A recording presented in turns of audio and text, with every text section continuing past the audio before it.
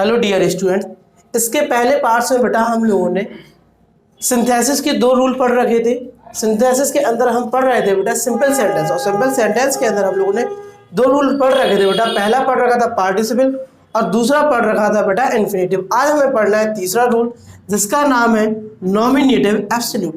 तो देखो बेटा नॉमिनेटिव एब्सोल्यूट में होता क्या है कि नॉमिनेटिव का मतलब होता है कर्ता और एब्सोल्यूट का मतलब होता है स्वतंत्र। तो एक ऐसा कर्ता जिसका वाक्य की क्रिया पर कोई प्रभाव ना पड़े, जिसका वाक्य क्रिया पर कोई प्रभाव ना पड़े, तो उसे बेटा हम लोग नॉमिनेटिव एब्सोल्यूट कहते हैं। देखो बेटा नॉमिनेटिव एब्सोल्यूट बनाते टाइम हमें एक बात का खास ध्यान रखना है कि नॉमिनेटिव एब्सोल्यूट जो होता है बेटा पार्टिसिपल के आधार पर बनता है। बेटा किसके आधार पर बनता है? तो ये बनता है बेटा हमारा पार्टिसिपल के आधार पर, ठीक है। यानी इसके पहले हमें पार्टिसिपल का आना बहुत जरूरी है। यदि आपने पार्टिसिपल वाला पार्ट नहीं देखा है तो पहले एक बार पार्टिसिपल का पार्ट जरूर देख लें। अब ध्यान देना है बेटा इसमें हमें कि कम से कम दो सेंटेंस जरूर होंगे। बेटा कितने सेंटेंस होंगे? कम से कम दो सेंटेंस जरूर होंगे। दो से अधिक हो सकते हैं बेटा, लेकिन दो से कम सेंटेंस नहीं हो सकते हैं, ठीक है। अब देखो बेटा ध्यान देना हमें कि जो पार्टिसिपल है बेटा, हमारे पार्टिसिपल कितने प्रकार के होते हैं? तीन प्रकार के। पहला प्रेजेंट पार्टिसिपल, दूसरा पास्ट पार्टिसिपल और तीसरा परफेक्ट पार्टिसिपल। तो बेटा जो नॉमिनेटिव एब्सोल्यूट में है हमारे दो पार्टिसिपल सबसे ज़्यादा दिखाई देते हैं। पहला परफेक्ट पार्टिसिपल और उसके बाद थोड़ा बहुत प्रेजेंट पार्टिसिपल, ठीक है बेटा।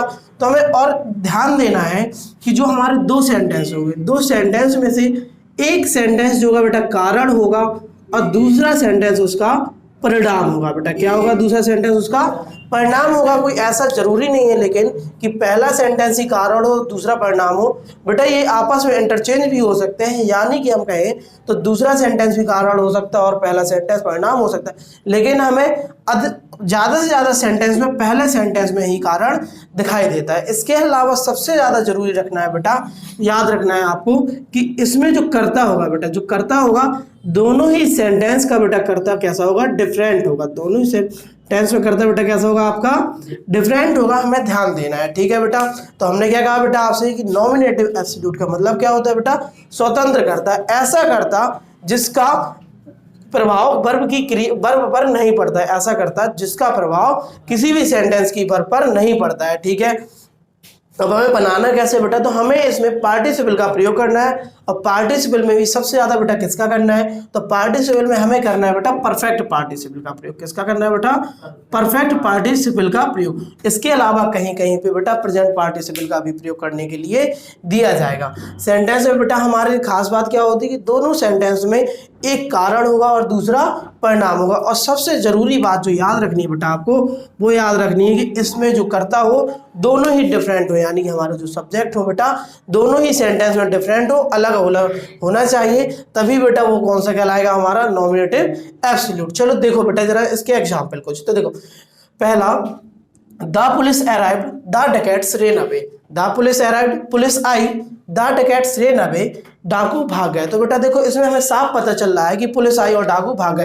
तो यानी हम इसमें ऐसा कह सकते हैं बेटा कि जो हमारी पुलिस का आना है वो क्या है? कारण है, और डकैट्स का भाग जाना बेटा क्या है? उसका परिणाम। यानी पुलिस आई ये उसका कारण हुआ और डकैट्स भाग गए ये क्या है बेटा? परिणाम है। इसीलिए हम लोगों को बेटा क्या करना है कि जो हम लोग का पुलिस है, जहाँ पुलिस शब्द है बेटा ये हमारा है स्वतंत्र कर्ता, यानी नॉमिनेटिव एब्सोल्यूट। और जब भी हम नॉमिनेटिव एब्सोल्यूट का सेंटेंस बनाएंगे तो उस समय जो भी नॉमिनेटिव एब्सोल्यूट का करता होगा उसे हमें होल्ड करके रखना है और उसके जस्ट बाद में बेटा पार्टिसिपल लगाना है। पार्टिसिपल लगाना है और परफेक्ट पार्टिसिपल में बेटा हमारा क्या लगाते हैं हम लोग? तो हम लगाते हैं बेटा इसमें हैविंग का प्रयोग करते हैं। किसका प्रयोग करते हैं? हैविंग का प्रयोग करते हैं। और हैविंग के जस्ट बाद में बेटा क्या लाते हैं हम लोग? वर्ब की थर्ड फॉर्म लाते हैं। तो देखो the police having arrived the dacoits ran away, यानी कि पुलिस आई और चोर भाग गए। तो बेटा यहाँ पर देखो परफेक्ट पार्टिसिपल का प्रयोग किया और उसके बाद अराइव की थर्ड फॉर्म क्या होगी बेटा? अराइव। तो हमने क्या किया? अराइव्ड का यूज कर दिया और कॉमा के साथ में दोनों सेंटेंस को जोड़ दिया। इसका एक और एग्जांपल देखो बेटा, the sunset the star came up in the sky, यानी कि सूरज डूब गया और तारे आसमान में आ गए, है ना। तो देखो तारे डूब गए और सूरज डूब गया और तारे आसमान में बेटा क्या हुआ? निकल आए, है ना। तो यहाँ पर बेटा क्या होगा आपका कि द सन जो है बेटा ये हमारा कौन सा है? नॉमिनेटिव एब्सोल्यूट है। द सन कौन सा है बेटा, नॉमिनेटिव एब्सोल्यूट है। इसके जस्ट बाद में हमने बेटा किसका प्रयोग किया है, परफेक्ट पार्टिसिपल का प्रयोग किया है। क्योंकि देखो एक कार्य किस परफेक्ट पार्टिसिपल में होता क्या है कि एक कार्य खत्म हो जाता है पूरा, उसके बाद दूसरा काम हमारा प्रारंभ होता है। तो देखो यहाँ पे बेटा क्या हुआ है आपका कि एक काम खत्म हो गया और दूसरा काम प्रारंभ हो गया, यानी सूरज डूब गया, उसके पश्चात बेटा क्या हुआ कि आपके तारे निकल आए हैं। तो इसलिए बेटा हमने क्या किया कि इसमें कारण वाले सेंटेंस में बेटा हम लोग क्या करेंगे कि अपना पार्टिसिपल लेके आएंगे। तो पार्टिसिपल क्या है बेटा हमारा हैविंग, और हैविंग के जस्ट बाद में हमें क्या प्रयोग करनी है बेटा, वर्ब की थर्ड फॉर्म, और सेट की थर्ड फॉर्म भी बेटा क्या होती है, सेट ही होती है। और इसका कॉमा लगा के बाकी सेंटेंस को जोड़ देना है। जैसे कि देखो the sun having set the star came up in the sky.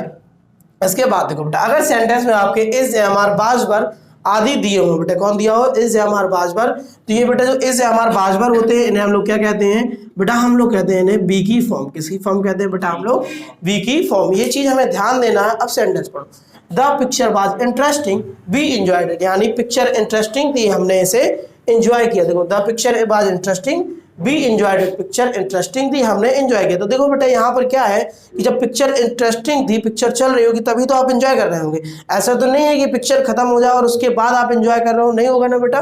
तो देखो इस केस में हमें क्या ध्यान रखना है कि हम लोगों ने प्रेजेंट पार्टिसिपल पढ़ा हुआ था कि वहां पर क्या होता था, एक कार्य के साथ में बेटा दूसरा कार्य साथ साथ में चल रहा होता था। तो वही यहाँ पर हो रहा है कि पिक्चर इंटरेस्टिंग थी और वो लोग उसे क्या कर रहे थे बेटा, एंजॉय कर रहे थे, है ना। तो पिक्चर के साथ वो लोग बेटा एंजॉय कर रहे थे। तो इस वाले केस में हमें क्या करना होता है बेटा कि जो बाज है, बाज की जगह बेटा कौन आ जाएगा, हमारा बी आएगी, और बी के साथ में हमें क्या लगा देना होता है बेटा, आईएनजी लगा देना होता है। बी के साथ में क्या लगा देंगे, आईएनजी लगा देंगे, और कॉमा के साथ में दोनों सेंटेंस को जोड़ देंगे। ठीक है बेटा। दूसरा एग्जाम्पल देखो इसका, the teacher was absent the boys did not work, यानी the teacher was absent, teacher अनुपस्थित थे, the boys did not work, बच्चों ने अपना कार्य नहीं किया। तो देखो बेटा यहाँ पर आपका कारण क्या है, टीचर का अनुपस्थित होना, और उसका परिणाम क्या हुआ कि बच्चों ने अपना कार्य नहीं किया। तो यहाँ पे भी बेटा हम देख सकते हैं कि बाज है और बाज के बाद हमारा क्या है बेटा, वर्ब की फर्स्ट फॉर्म है, यानी कि ये भी हमारा क्या है बेटा, प्रेजेंट पार्टिसिपल में है, क्योंकि टीचर अनुपस्थित थे और बच्चों ने काम नहीं किया, है ना। तो दोनों काम क्या हो रहे हैं बेटा, यहाँ पर साथ में चल रहे हैं। तो इसमें क्या होगा बेटा, आपका बाज की जगह बेटा कौन आ गया, बीइंग आ गया, और एब्सेंट का एब्सेंट, और इसके बाद बेटा हम इसे क्या करेंगे, कॉमा लगा के जोड़ देंगे। तो the teacher being absent the boys did not work, यानी टीचर के अनुपस्थित होने पर बच्चों ने अपना कार्य नहीं किया है। अब देखो बेटा इसके हम लोगों को एक बात और याद रखना है, नॉमिनेटिव एब्सोल्यूट के जब पैसिव फॉर्म में आ जाए बेटा, किस में आ जाए, पैसिव फॉर्म में आ जाए, तो सबसे पहले तो हमें चेक करना है दोनों सब्जेक्ट को। तो दोनों सब्जेक्ट तो बेटा यहाँ पर द कैप्टन है और यहाँ पर क्या है, द आर्मी। तो हमारे सब्जेक्ट दोनों ही बार में बेटा क्या है, अलग अलग है। जब सब्जेक्ट में हमारे दोनों अलग अलग है तो मतलब क्या हुआ बेटा, ये किसका सेंटेंस है हमारा, नॉमिनेटिव एब्सोल्यूट का। पहली बात फिर देखो हमें पता होना चाहिए कि जो हेल्पिंग वर्ब, इज, हमारे बाज वर्ब वगैरह के आगे अगर वर्ब की थर्ड फॉर्म लगी हो तो वहां पर बेटा फिर क्या हो जाता है, वो पैसिव वॉइस हो जाता है। और जब पैसिव वॉइस होता है बेटा तो हम लोग पता है परफेक्ट पार्टिसिपल में हम लोग किसका प्रयोग करते थे बेटा, हैविंग बीन प्लस वर्ब की थर्ड फॉर्म का। तो यहाँ पर वही करना है बेटा। देखो द कैप्टन वाज किल्ड, यानी कैप्टन मर गया, द आर्मी फ्लड, और आर्मी भाग गई। तो यानी कैप्टन के मरने के बाद क्या हुआ बेटा, आर्मी भाग गई। तो यहाँ पे क्या करना है, द कैप्टन को होल्ड करना है, क्योंकि बेटा ये क्या है, हमारा नॉमिनेटिव एब्सोल्यूट है। इसके बाद में हमें क्या लाना है बेटा, हैविंग बीन प्लस किल्ड, यानी कि वर्ब की थर्ड फॉर्म। तो हमने क्या लगा दिया बेटा, यहाँ हैविंग बीन लगा दिया, और उसके बाद क्या लेके आ गए बेटा हम लोग, वर्ब की थर्ड फॉर्म को, और कॉमा के बाद नेक्स्ट सेंटेंस को उसमें जोड़ दिया। तो क्या हुआ, आप कैप्टन के मरने के बाद द आर्मी फ्लड, यानी कि जो आर्मी थी आपके बेटा वो क्या हो गई, भाग गई, है ना। नेक्स्ट देखो बेटा, the leader was slain, slain का अर्थ होता है बेटा हत्या कर देना। क्या होता है, हत्या कर देना। तो द लीडर वाज स्लेन, यानी नेता की हत्या कर दी गई। The followers ran away in fair, और जो फॉलोअर थे वो डर से भाग गए। तो यहाँ पे बेटा क्या हुआ, हमारे फॉलोअर जो थे भाग गए। क्यों भाग गए बेटा वो, क्योंकि क्या हुआ, नेता की हत्या कर दी गई। तो देखो बेटा यहाँ पर भी बाज के बाद आपका क्या है बेटा, वर्ब की थर्ड फॉर्म है। जब वर्ब की थर्ड फॉर्म है बेटा तो ये क्या है हमारा, पैसिव वॉइस। पैसिव वॉइस में बेटा हमें करना क्या है, हैविंग बीन प्लस वर्ब की थर्ड फॉर्म। तो देखो हमारा इसमें नॉमिनेटिव एब्सोल्यूट कौन है बेटा, द लीडर, और द लीडर के बाद बेटा हमें क्या करना है, अपना पार्टिसिपल लाना है। तो पार्टिसिपल में हमारा कौन आएगा, हैविंग बीन प्लस वर्ब की थर्ड फॉर्म। तो having been slain the followers ran away. बेटा अब आपको समझ में आ गई होगी। चलो फटाफट इसका एक छोटा सा रिवाइज और देखते हैं। हमें क्या ध्यान देना बेटा, नॉमिनेटिव एब्सोल्यूट में, नॉमिनेटिव एब्सोल्यूट का मतलब होता है स्वतंत्र कर्ता, यानी ऐसा कर्ता जिसका बाकी की क्रिया पर कोई प्रभाव ना पड़े।